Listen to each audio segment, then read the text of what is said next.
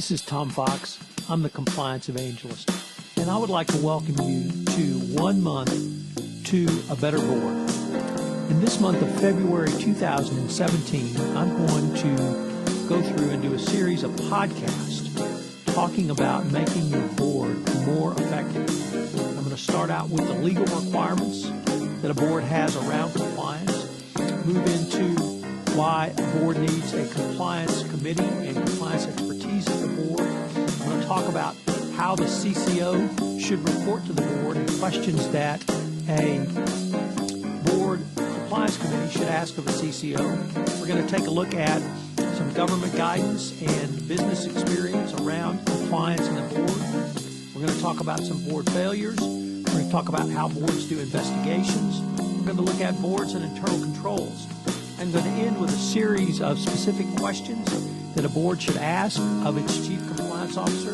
And on my final day, I will detail 20 questions that every board should ask of its chief compliance officer. Each day, I will give you a short 10-minute or so podcast with 3 key takeaways for that day, and I will accompany each podcast with text that you can use.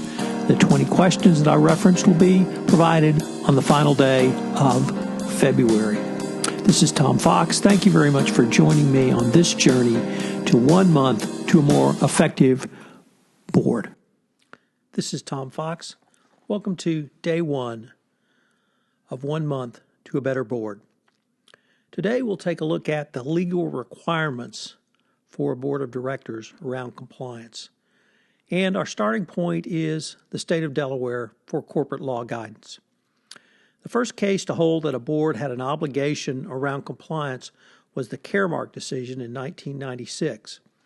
In that case, it said a board's obligation includes a duty to attempt in good faith to assure that corporate information and reporting system, which the board concludes is adequate, exists, and the failure to do so under some circumstances may render a director liable for losses caused by noncompliance. The Caremark case addressed the board's duty to oversee a corporation's legal compliance efforts. As part of its duty to monitor, the board must make good faith efforts to ensure that a corporation has adequate reporting and information systems. The opinion described this claim as possibly the most difficult theory in corporate law upon which a plaintiff might hope to win, with liability attaching only for sustained or systemic failure to exercise oversight or an utter failure to attempt to ensure a reporting information system. The next case the board looked at was Stone v. Ritter in 2006. And in this case, the court held that the Caremark standard is the appropriate standard for directors' duties with respect to corporate compliance issues. The court found that there is no duty of good faith that forms a basis, independent duties of care and loyalty for director liability. Rather, the court held that the question of director liability turns on whether there is a sustained or systemic failure of the board to exercise oversight, such as a failure to attempt to assure a reasonable information and reporting system exists.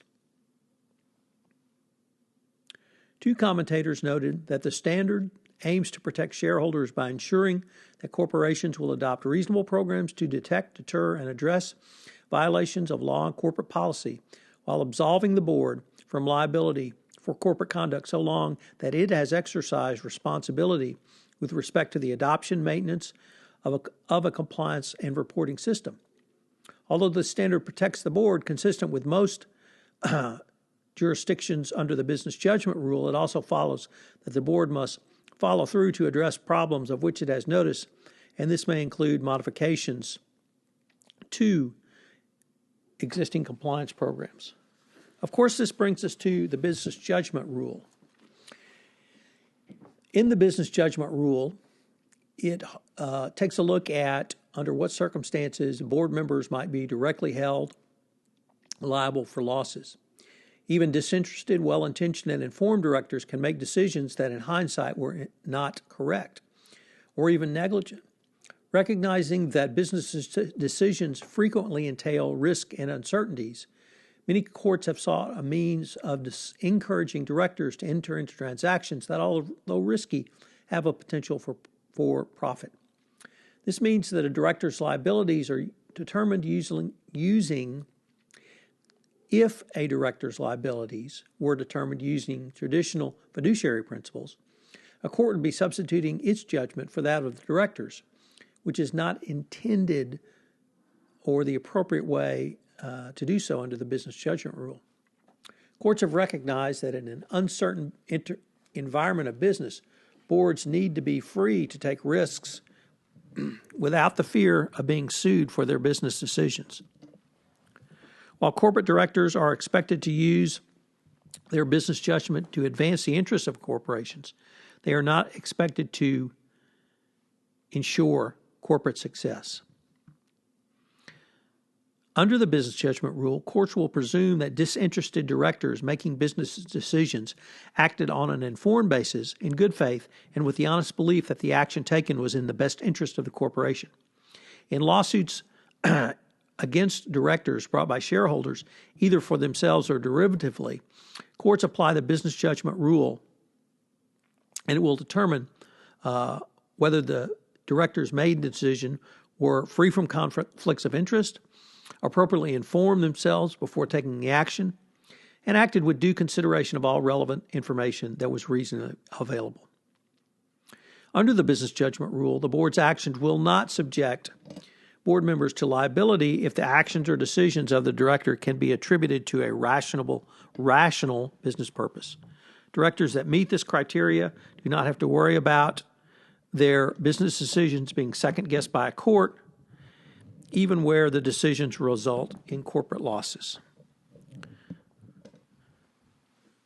Now let's turn to the obligations under the FCPA guidance and the U.S. sentencing guidelines.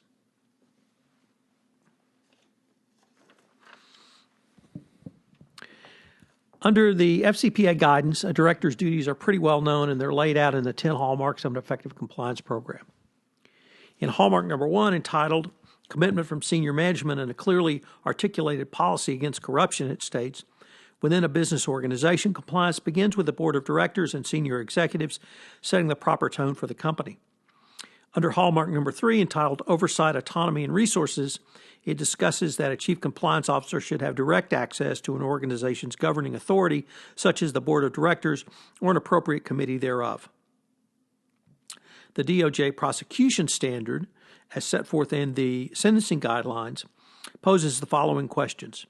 Do directors exercise an independent review of a company's compliance program?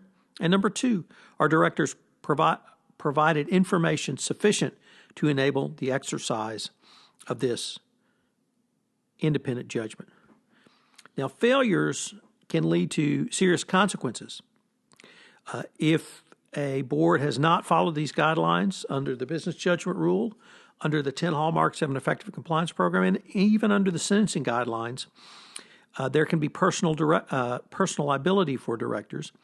And both the SEC and Department of Justice have been very vocal about their interest in identifying high-level individuals within an organization who are responsible for the tone, culture, or weak internal controls that may contribute to or at least fail to prevent bribery and corruption.